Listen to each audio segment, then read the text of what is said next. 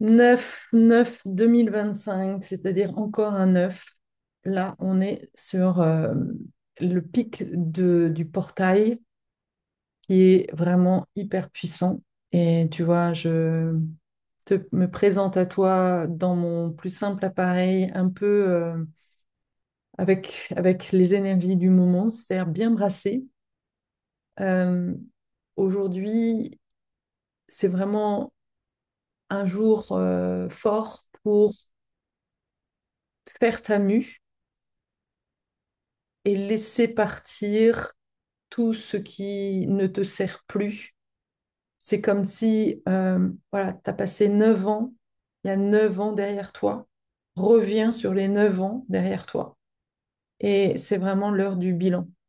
Ce que je peux te proposer aujourd'hui, c'est vraiment de faire la liste euh, de, de ce que tu ne veux plus, de ce que tu as traversé en 2025 et de ce que tu ne veux plus dans ta vie pour 2026. Tu peux l'écrire sur un papier et le brûler en conscience.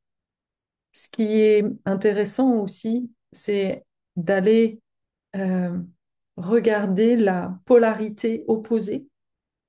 Tu as traversé des choses compliquées et d'aller aussi honorer ce que cette blessure, ce que cette ombre t'a permis de d'aller connecter. Par exemple, alors la première des choses, c'est que je peux te proposer aussi, c'est de regarder dans ton profil Jenkins. Donc là, si tu connais pas les Jenkins, si tu arrives sur cette chaîne nouveau ou nouvelle, je t'invite à aller regarder la vidéo sur l'explication du Jenkins. Tu vas sur le site Jenkins, GENEKEYS.com. Tu fais ton profil et là, tu as un certain nombre de sphères et les sphères il y en a une qui s'appelle la vocation. Et dans la sphère de la vocation, tu as aussi euh, un point et un autre chiffre. Et le dernier chiffre correspond à ta blessure karmique d'origine. La mienne, c'est la honte. Donc, ces dernières 9 années, j'ai vraiment traversé la honte en long, en large et en travers. Je te raconte pas à quel point c'était douloureux et compliqué. Quand ce matin, une amie m'a dit, c'est fini ça. Waouh, c'est même encore là, tu vois, c'est waouh, ok, c'est bon, c'est fini. Je l'ai fait. De prendre conscience que oui, la, la vie, la conscience universelle nous amène à faire des traversées. Et c'est ce que nous avons à faire en tant que chaman. C'est mon rôle de vraiment initier cette traversée émotionnelle pour pouvoir la transmettre, pour pouvoir vous aider à traverser bien plus rapidement. Et ça, c'est là où aussi j'ai pris conscience de la valeur en fait que je représente, parce que ce que moi j'ai fait en 9 ans, en 2 jours, il y a déjà des résultats de ouf en fait. Et, euh, et des changements de vie, des sauts quantiques. Je suis celle qui permet de faire des sauts quantiques. Donc, c'est pas rien. Mais voilà, ça m'a demandé cet engagement d'aller dans les profondeurs de mes ombres pour permettre à chacun d'entre vous de transmuter ces ombres beaucoup plus rapidement. Donc aujourd'hui, oui, je te propose donc d'aller regarder ta ligne euh, et de faire le point, justement, de regarder quelle est quelle est ta blessure fondamentale. Si tu as, donc tu as un premier chiffre qui correspond à une clé, donc ça c'est aussi intéressant de voir quelle est la première clé, mais là c'est pas le sujet. Le point et le deuxième chiffre qui est situé entre 1 et 6 correspond à ta blessure fondamentale. Donc là c'est vraiment le moment d'aller regarder cette blessure fondamentale et de regarder comment elle a résonné pendant les 9 dernières années. La ligne 1, c'est le rejet. La ligne 2, c'est l'abandon. La ligne 3, c'est le déni. La ligne 4, c'est la culpabilité. La ligne 5, c'est la honte. Et la ligne 6, c'est la séparation et aussi l'indifférence. Donc, je t'invite vraiment à te connecter avec l'énergie en fait de cette blessure fondamentale qui est ta blessure karmique. Donc, celle avec laquelle tu es arrivé en tant qu'âme, que tu portes dans ton ADN et dont tu es chargé de te libérer. Ça, c'est vraiment hyper important de le comprendre parce que si tu refoules ça, eh bien, tu fais pas ton job d'humain quelque part. Nous sommes là pour transmuter les ombres en lumière et en l'occurrence ta blessure fondamentale. Et, euh, et donc, pour moi, ouais, j'ai fait ça, j'ai fait une petite liste, enfin une petite liste, une grande liste de, OK, qu'est-ce que je ne veux plus? Qu'est-ce que j'ai traversé en 2025, mais OK, pour moi, c'est dossier classé. Dossier classé. On passe à autre chose. Par exemple, il y avait en lien donc avec, il y avait la honte, l'effondrement face à l'autorité, par exemple. J'ai vécu plusieurs situations où je me suis laissée spolier. La spoliation est une des façons dont s'est manifestée la honte. Encore une fois, je peux passer ma vie à euh, me plaindre d'avoir été spoilée, ça ne changera rien dans ma vie. Alors que si je comprends, j'accepte cette ombre, et c'est ce que j'ai fait ces 9 dernières années, alors je vois le cadeau finalement que m'a offert cette spoliation de travailler sur mon autorité intérieure, de me faire autorité, de ne plus laisser aucune autorité décider pour moi, de me faire plus confiance dans mon intuition, de donner plus de valeur à l'invisible. Voilà certains des cadeaux que m'a transmis finalement, que m'ont permis de traverser finalement et de révéler dans ce travail. L'acceptation de soi de manière inconditionnelle.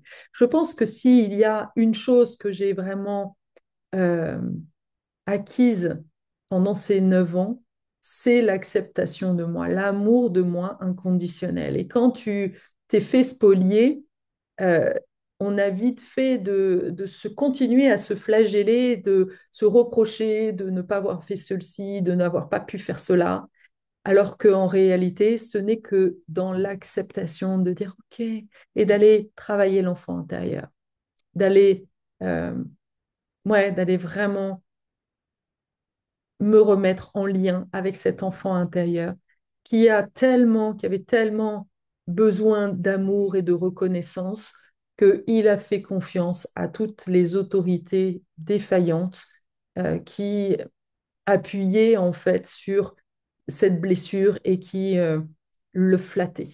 La flatterie et la spoliation, je me suis rendu compte du lien entre les deux. Et là, il y a eu vraiment cette image du corbeau et du renard qui était très fort. Et donc, j'ai décidé quelque part, je refuse, je ne veux plus être le corbeau qui lâche le, le camembert. Et je reprends, j'ai réintégré l'énergie du renard à l'intérieur de moi. C'est la dimension stratège, mais pas dans la manipulation. L'idée, c'est pas de refaire la même chose que ce que l'on m'a fait, non.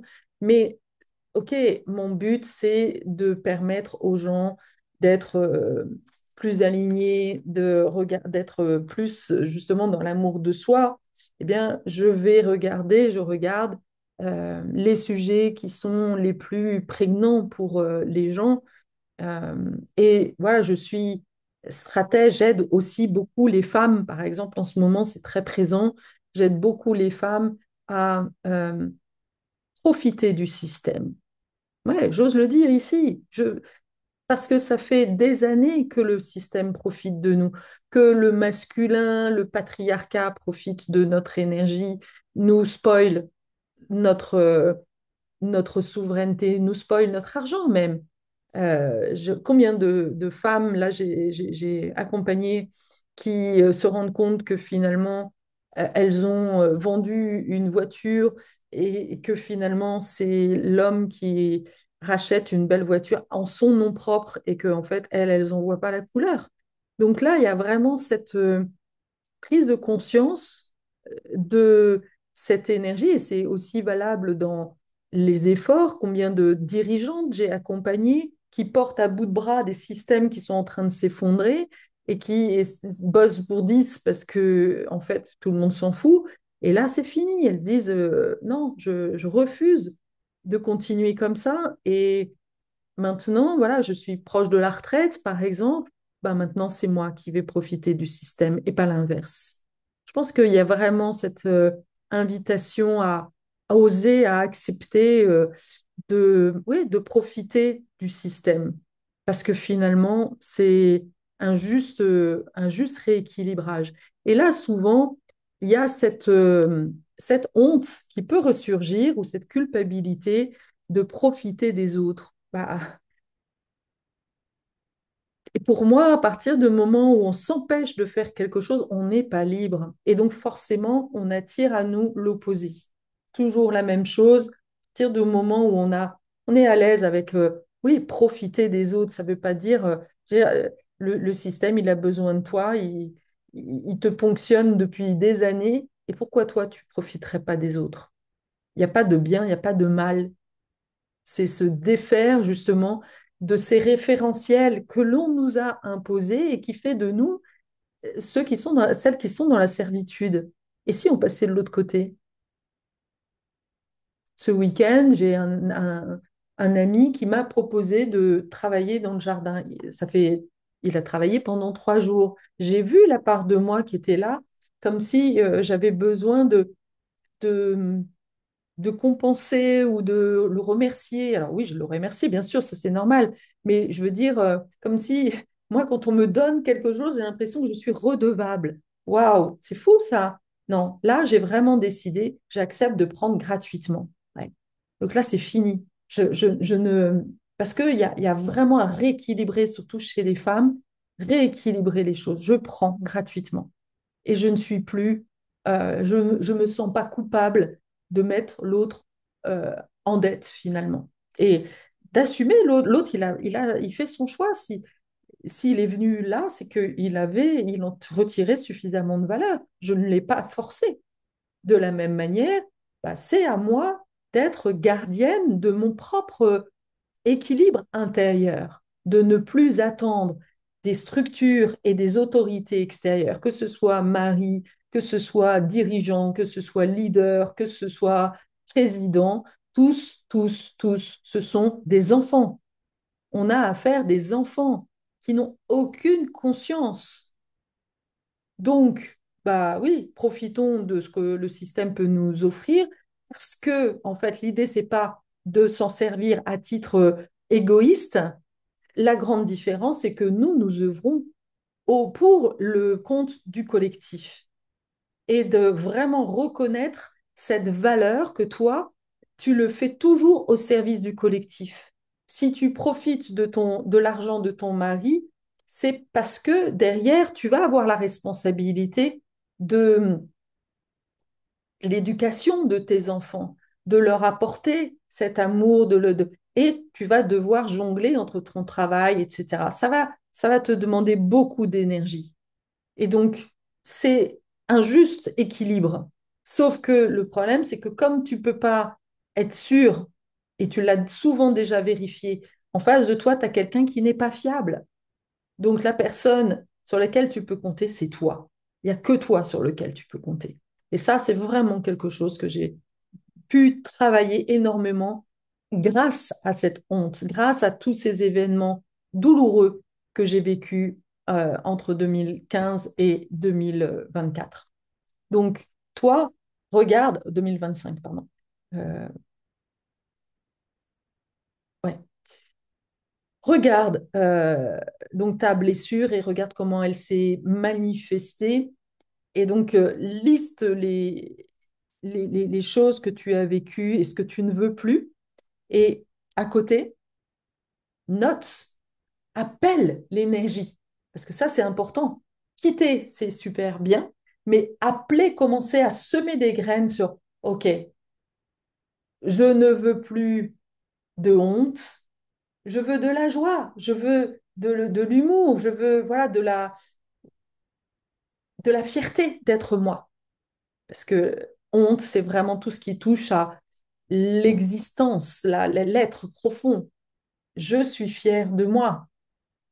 Là, je commence à semer une autre énergie et là encore, de lister voilà, en quoi tu peux te redonner de la valeur. Ce qui est très clair pour moi, les 9 dernières années ont été vraiment incroyables pour me réancrer dans cette valeur de ce chemin de l'invisible, de redonner de la valeur à ce travail de guérison sur les ombres et de ce chemin de guérison en profondeur. Ça a énormément de valeur. C'est ce qui me permet aujourd'hui d'accompagner des personnes, et ça fait 9 ans que je fais ça, où j'accompagne les personnes de remettre justement, de les remettre dans leur justesse et de faire de ces femmes les, les gardiennes d'une nouvelle autorité sécurisante, fiable. Waouh! Pour leurs enfants, pour les élèves, pour les personnes, voilà, pour toutes les personnes qui les entourent. Et aujourd'hui, ça, c'est pour moi, c'est fondamental. Je sens et du coup, ça, je suis fière de ça, d'être la gardienne de ça et de permettre à chacun, à chacune, de récupérer leur souveraineté. Et c'est grâce à cette blessure de la honte.